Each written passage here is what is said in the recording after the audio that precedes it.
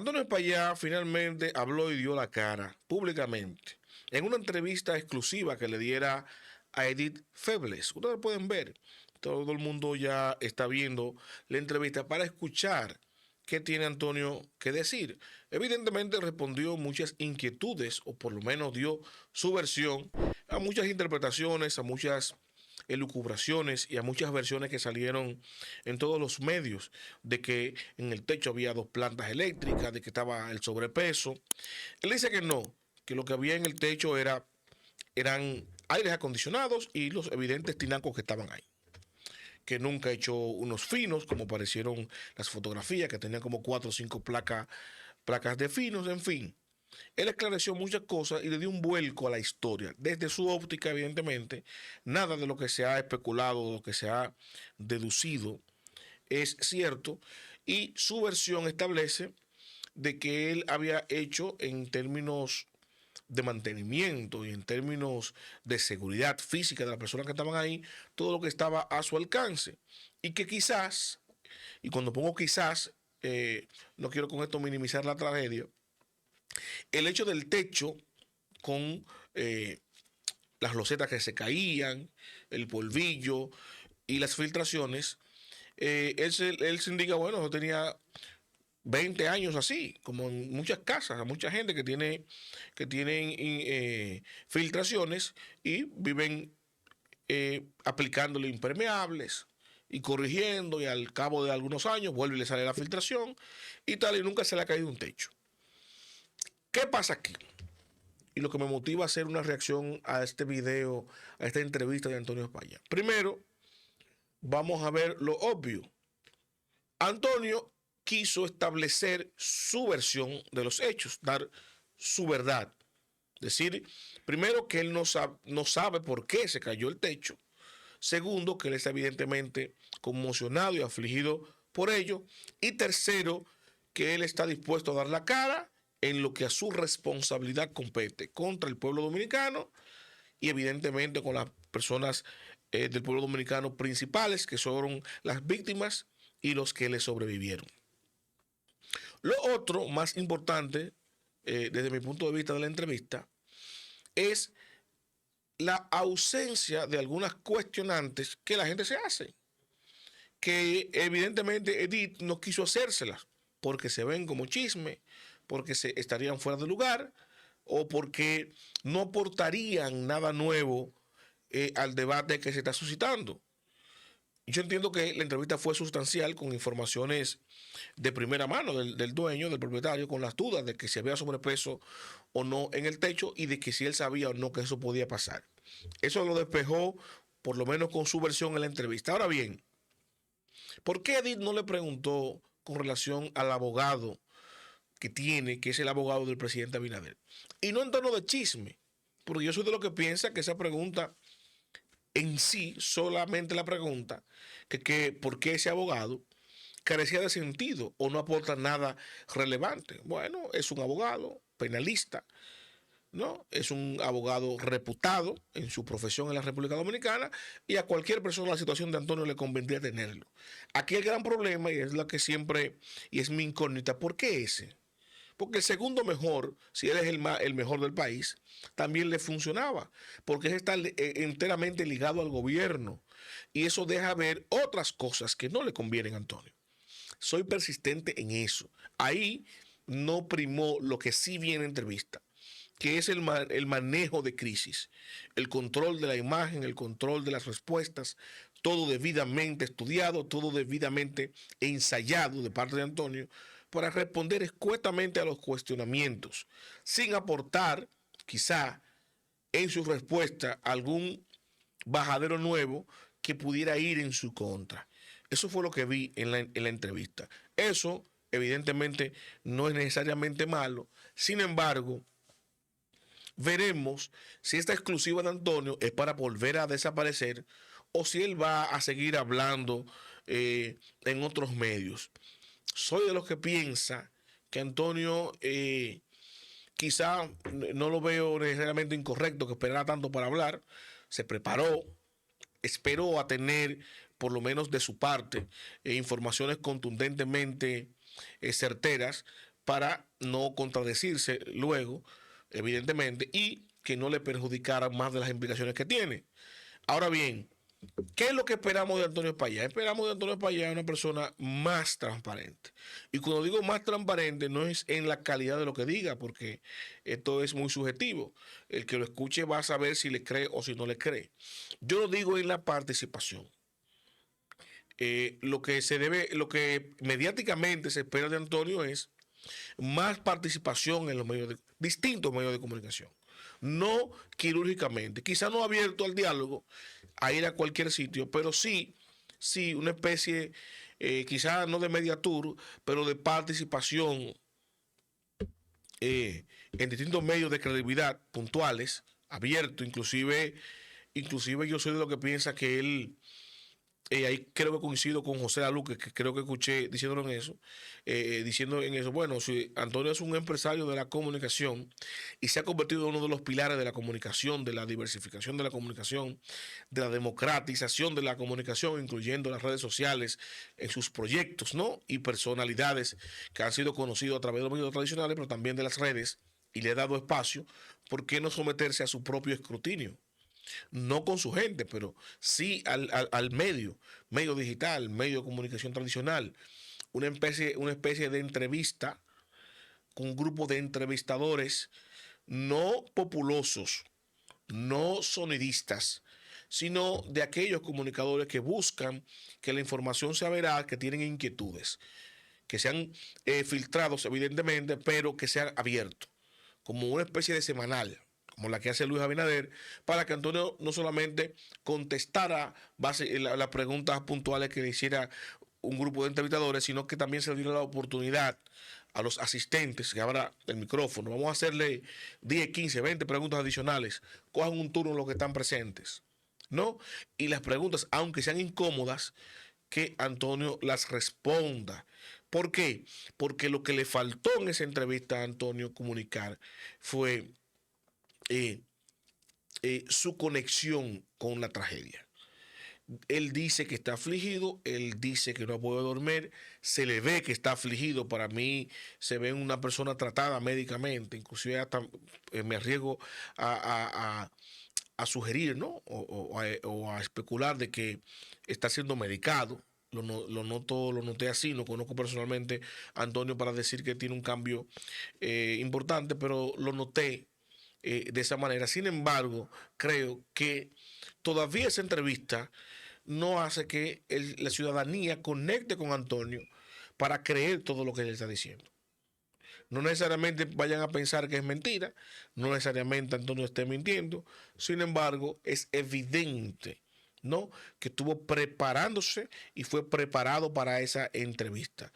Y como es una entrevista para la cual él se preparó, en un sitio controlado, inclusive emocionalmente, sin el riesgo de él trasladarse a unos estudios, sino que fue aparentemente en su casa, vemos a un Antonio Payá que da su versión de los hechos, eso es importante, pero que no creo que con esto vaya a conectar con la sociedad para que se vuelque, ¿no? En su favor, en creerle, en decirle, bueno, una tragedia, una situación así, nunca había pasado, pero un accidente le sucede a cualquiera, eso no está en las manos de cualquier persona. Si así fuera, y si eso que ocurrió fuera tan evidente para haberse prevenido, es como si pasara y fuera tan común que es inexplicable cómo él no lo vio venir y no cómo no lo previó.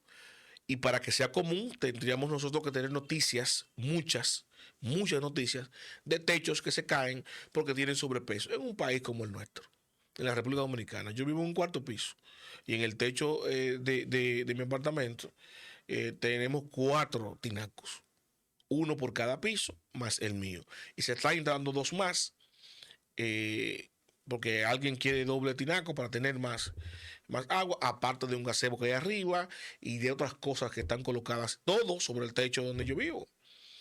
Y vamos a estar claros, no soy la excepción. Si usted va en cualquier sector, en cualquier barrio del país, se va a topar con que los techos de las casas están llenos de tinacos, de filtraciones, de agua, de vainas que se guardan, y eso nadie está pensando en que el techo se va a caer porque nunca ha pasado.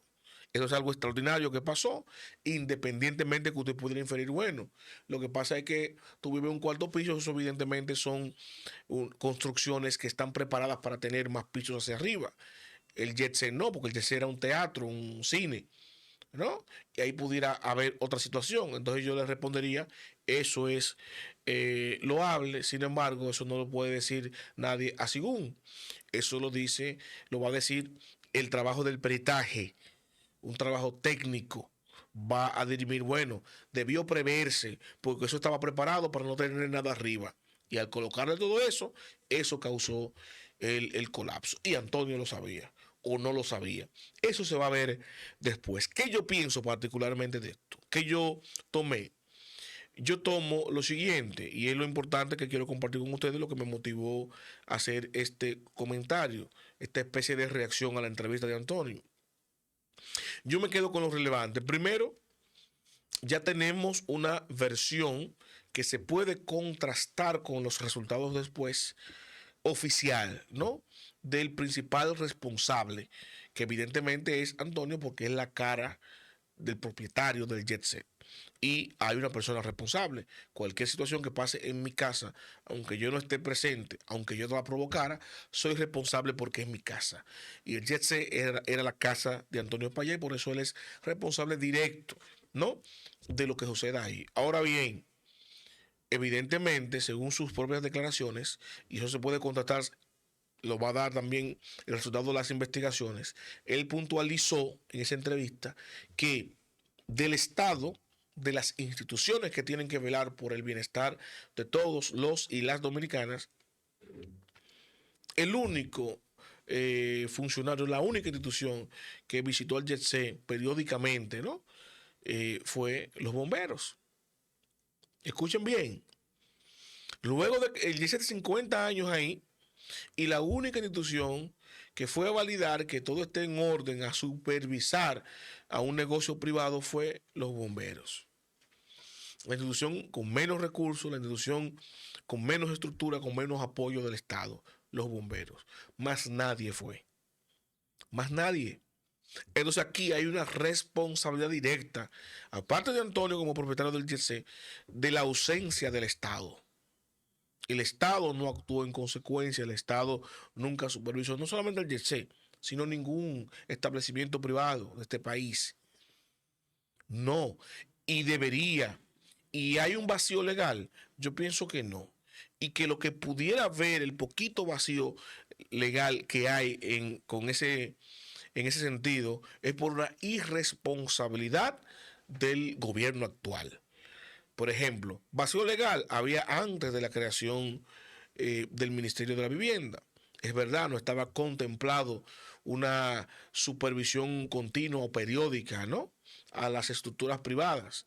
Sin embargo, en la creación del Ministerio de la Vivienda, la ley establece que el Ministerio de la Vivienda puede inspeccionar y debe inspeccionar las estructuras privadas, ¿no?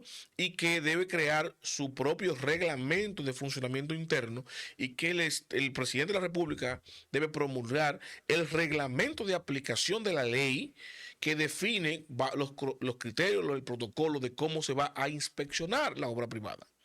Y ese vacío que existe post ley del Ministerio de la Vivienda es por inacción del gobierno actual, porque la propia ley del Ministerio de la Vivienda ordena al ministro de la Vivienda, en este caso Carlos Bonilla, a crear el reglamento, ¿no?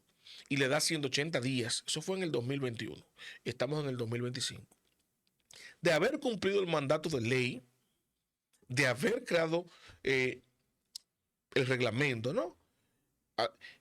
Tenía cabida de que para la inspección que se le autoriza la ley de edificaciones privadas, crear un protocolo. ¿Para qué? Para empezar a supervisar obras privadas.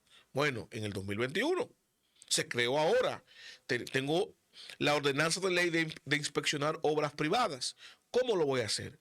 Bueno, vamos a hacer una unidad de inspección que le va a exigir a cada negocio que tenga un certificado anual de revisión. Eso es parte de los requisitos de los establecimientos privados.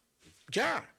Entonces, para seguirse ese reglamento, ¿qué tiene que hacer? Bueno, tiene que hacer una inspección estructural, tiene que hacer una inspección de los bomberos, tiene que hacer una inspección de servicios que certifique la calidad para el consumidor, y usted diseña su protocolo de inspección.